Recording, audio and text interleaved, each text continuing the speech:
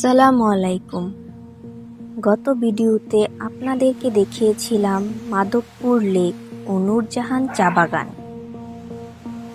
চা বাগানের সবুজ সৌন্দর্য উপভোগ করার পর আজ আপনাদের দেখাবো বাংলাদেশের প্রাচীন এবং অন্যতম একটি জাতীয় উদ্যান, লাউয়াছড়া জাতীয় উদ্যান, যেটি কিনা বাংলাদেশের শত বছরের ঐতিহ্য। গেট দিয়ে প্রবেশ করতে গেলে দেখা মিলবে অনেকগুলো বানর। চারপাশে শত বছরের পুরনো গাছের সারি, মাঝখান দিয়ে পায়ে হাঁটার পথ। প্রায় 1250 হেক্টর বিশাল এক উদ্যানে আপনি শত শত পুরনো গাছ দেখতে পারবেন।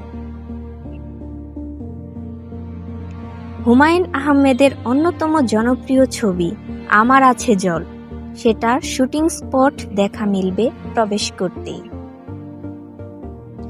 জাতীয় উদ্যানে নানা রকমের গাছ এবং পশু পাখি রয়েছে এবং বনের ভেতর হাঁটার অনেক পথ রয়েছে, যা খুবই চমৎকার।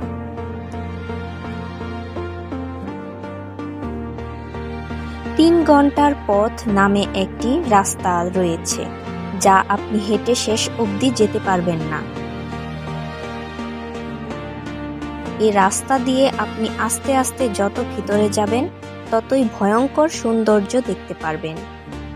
প্রকৃতির শান্ত পরিবেশ উপভোগ করতে পারবেন, সাথে হাজার বছর পুরনো গাছপালা দেখা মিলবে।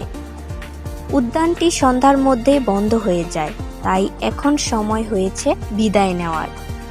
সবুজ চা বাগান অথবা জাতীয় উদ্যানের অপরূপ সৌন্দর্য মিস না করতে চাইলে অবশ্যই আপনাকে ভ্রমণ করতে হবে শ্রীমঙ্গলে। আজকের ভিডিওটি এ পর্যন্তই। শ্রীমঙ্গলের কোন জায়গাটা আপনার কাছে ভালো লাগে অবশ্যই জানাবেন। দেখা হবে পরের অন্য কোনো ভিডিওতে। ততদিন ভালো থাকবেন। আল্লাহ হাফেজ।